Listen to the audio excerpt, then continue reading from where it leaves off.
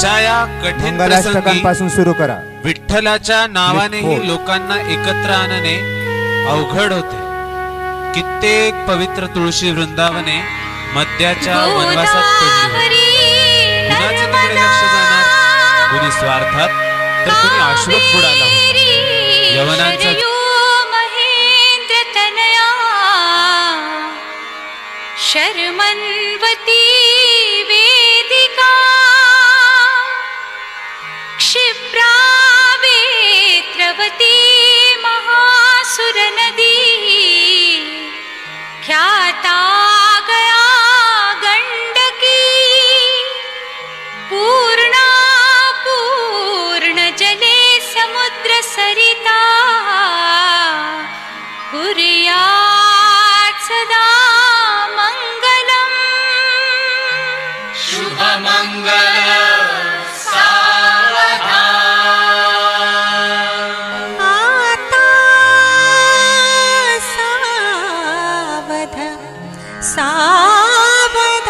सावधान समयी साधा समीपी बसे वाग्वादान करा पदार्थ घटिका संपूर्ण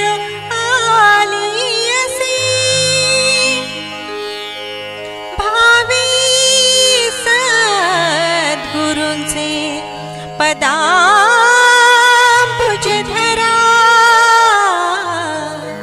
चित्ती स्मरा सादरे दोपाक्षी कुलदैवता वधुवरा कुर्यात् सदा मंगलम शुभ मंगल सावधान सावधान शुभ मंगल सावधान सावधान शुभ मंगल सावधान.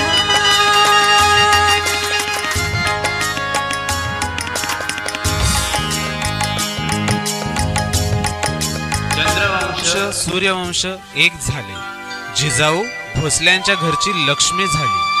गावातली लोक चर्चा करू लागली.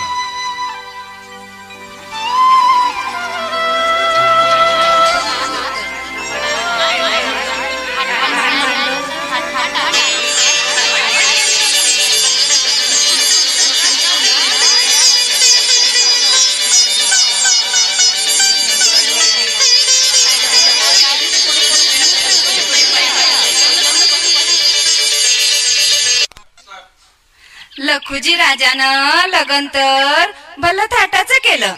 कुबेराले सोबेसा बकळ हुंडाई दिला. पराठीच्या वराडी मुलखातला सासरा तो. लेक पुण्याची भोसले राजाला दिली. मग असा थाटतो त्याला करावंच लागतो.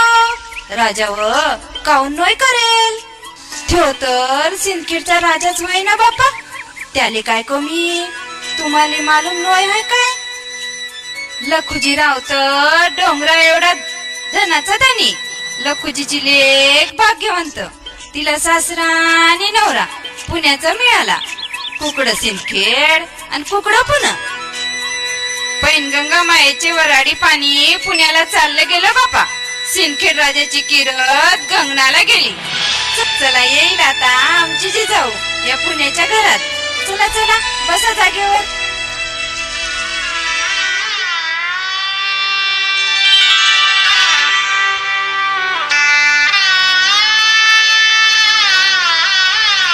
मंगलवाद्यांच्या दंदनाटात शहाजी राजांच्या शेल्याशी गाठ मारून जोडवी तोडे आणि पैंजनाच्या मंजूळ निनादात हंसगतीने पावली टाकीत जिजाऊने भोसल्यांच्या आपल्या हक्काच्या घरात प्रवेश केला. जिजाऊ सासरी आली. नवरा नवरी गृह प्रवेशाच्या वेळी लक्ष्मीनारायण होते त्यांची जिजाऊ. त्यावेळी जमलेल्या उपमाच व नाही. तिच्याकडे कुतूहलाने आणि आमचे व शहाजीराजे कौतुकाने पाहणाऱ्या घरदार पुरुष प्रौढ पण हेच सवाष्णींनी त्यांचं सौंदर्य तिला होतं. निरांजनाने ओवाळले. खरोखरच यावेळी जिजाऊ हे बाई ना, फार आणि सुंदर वराण दिसत ना. होती.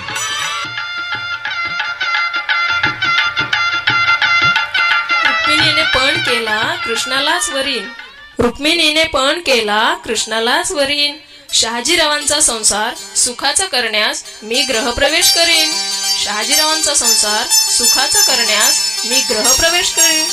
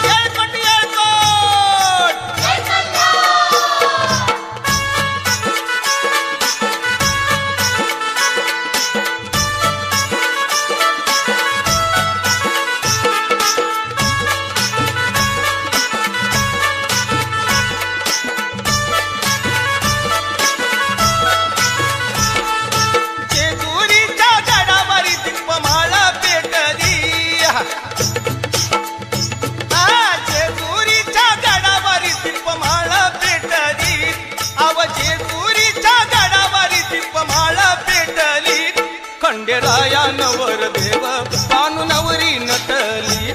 खंडेराया नवर देव बानू नवरी नटली. नवरी नटली नवरी नटली नवरी नटली बानुबाई नवरी नटली. नवरी नटली नवरी नटली नवरी नटली बानुबाई नवरी नटली.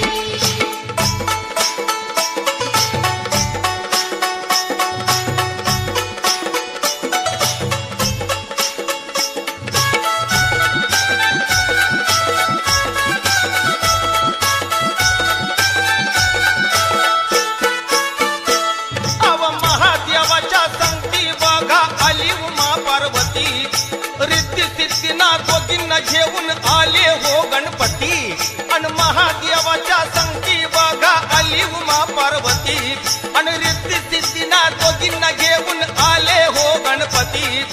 वा मांगी लक्ष्मी घेऊन बैसले रमापती. वा मांगी लक्ष्मी घेऊन बैसले रमापती. साऱ्या जणांना देवगणांना साखर वाटली. अव साऱ्या जणांना देवगणांना साखर वाटली. खंडेराया नवर देव बानू नवरी नटली. खंडेराया नवर देव बानू नवरी नटली.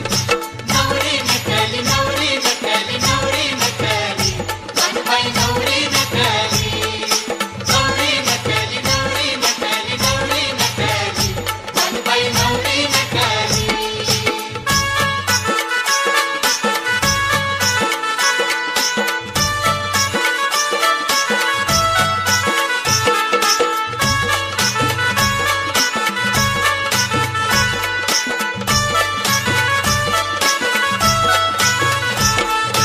सोन्याच्या जेजुरी गडाला चढला रंग हन्याला.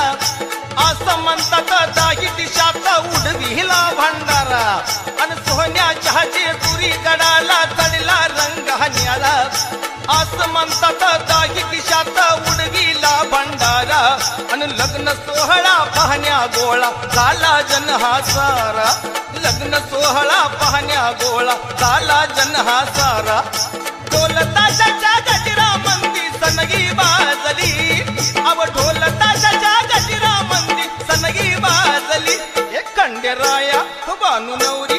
खंडेराया नवर देव बानू नवरी नटली. खंडेराया नवर देव बानू नवरी नटली. नवरी नटली नवरी नटली नवरी नटली बानुबाई नवरी नटली. नवरी नटली नवरी नटली नवरी नटली बानुबाई नवरी नटली.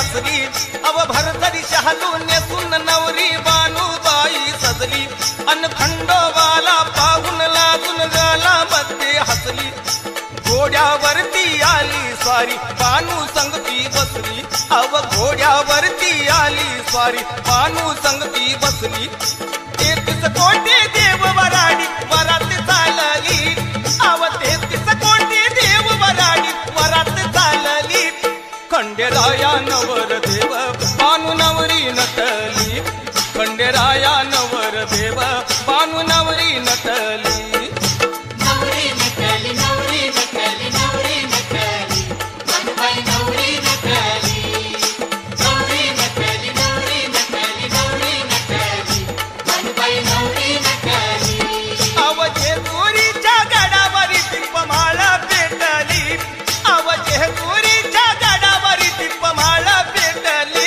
हे खंडेराया बानू नवरी खंडेराया नवर देव बानू नवरी नटली खंडेराया नवर देव बानू नवरी नटली नवरी नटली नवरी नटली नवरी नटली बानूबाई नवरी नटली नवरी नटली नवरी नटली नवरी नटली बानूबाई नवरी नटली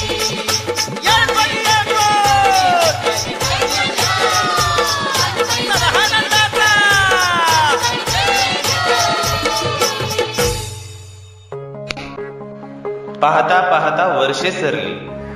जिजाऊ पहिल्यांदाच आई होणार होत्या, परंतु नियतीच्या मनात काही वेगळेच होते. जिजाऊंची एक नव्हे तर 4 अपत्य जन्मताच दगावली आणि आता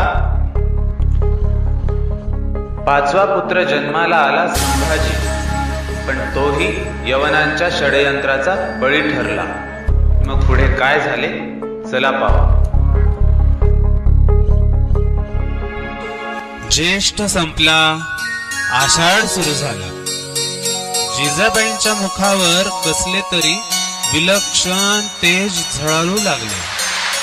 आनंद लाजू लागला. झोपाळ्याच्या साखळ्या किनकिनू लागल्या. समयाच्या ज्योती उजळल्या. देवघरातल्या देवीच्या मुखावर हास्य उमलले. घरातल्या म्हाताऱ्या कोताऱ्या चाणाक्ष बायकांनी ओळखले. शहाजी राजांनाही समजले, कारण जिजाबाईंना डोहाळे लागले. जिजाबाईंना डोहाळे लागले.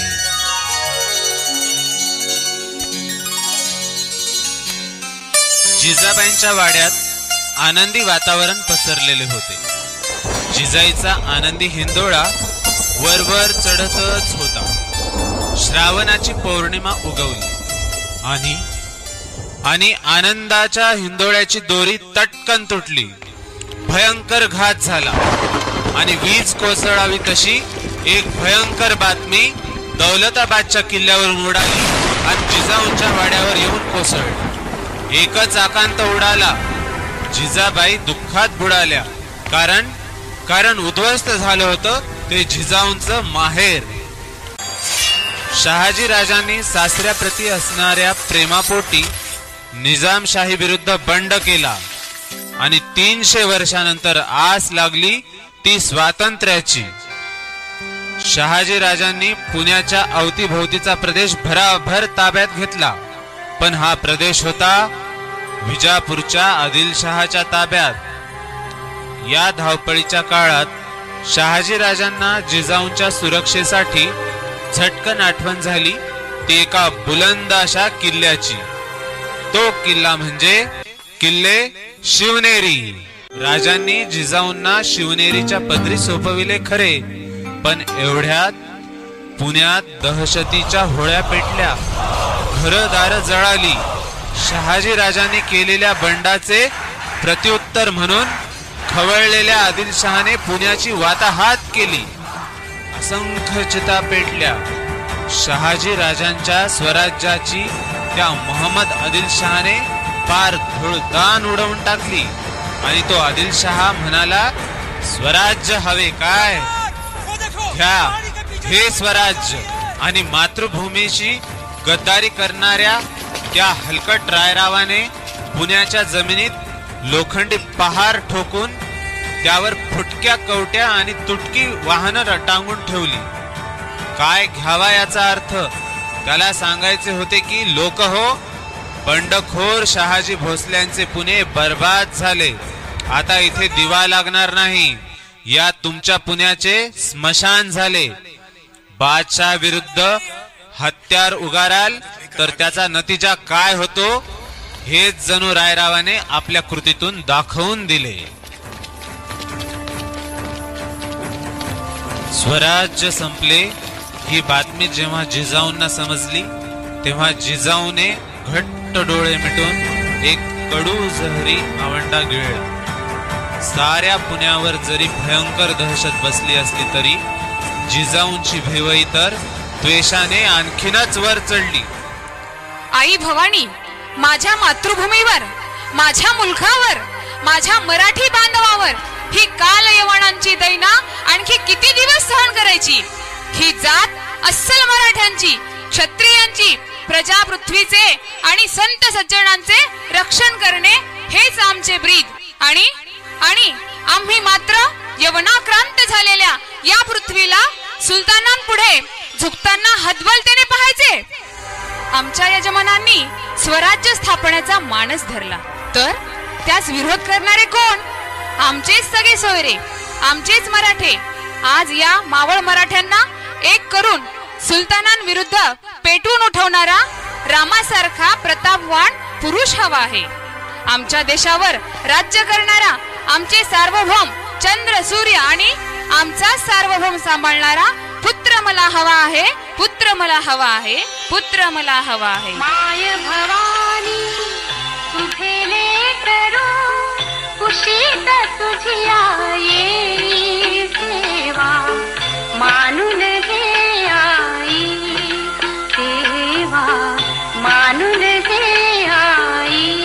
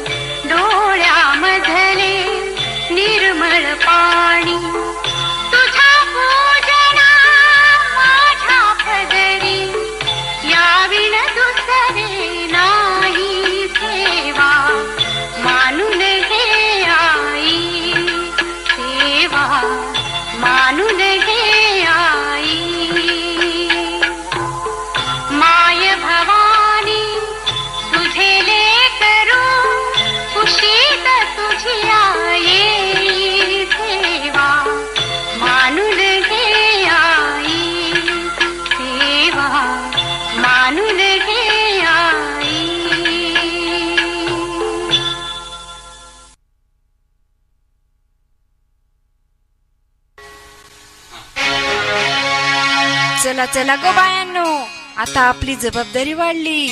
आपली जिजाऊ पोटुशी आहे. आता काही लागलं खोपलं समजा आपल्यालाच पुसायचं.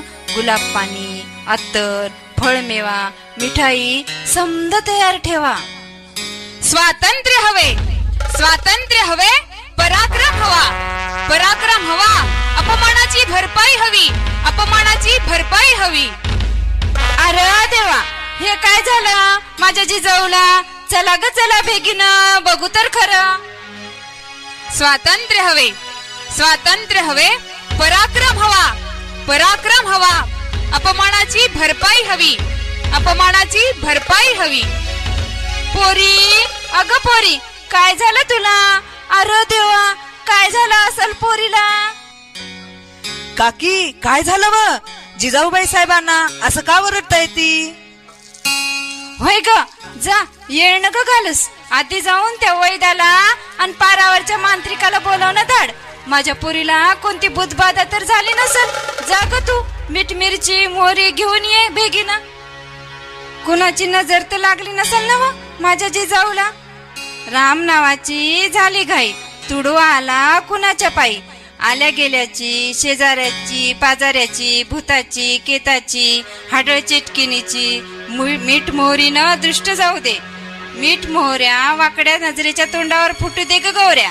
इडा पिडा टळू दे, माझी जिजाऊ बरी होऊ दे. थु थु थु थु थु थु. काय झालं जिजाऊ आई साहेबांना? बरं वाटतं ना व?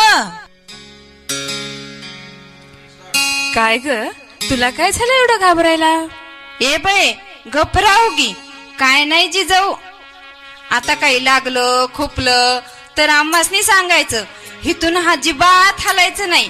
खाणं पिणं समजा आम्ही इथंच आणूत. आता स्वतःची काळजी घ्यायची बरं का? आणि काय खावंसं वाटतंय ते सांगायचं बरं का? हो सांगू ना. मला आता घोड्यावर बसावंसं वाटतंय, मला हत्तीवर बसावंसं वाटतंय, डोंगरावर किल्ले चढून सह्याद्री पाहावासा वाटतोय, सोन्याच्या तख्तावर बसावंसं वाटतंय, मस्तकावर शुभ्र छत्र धरून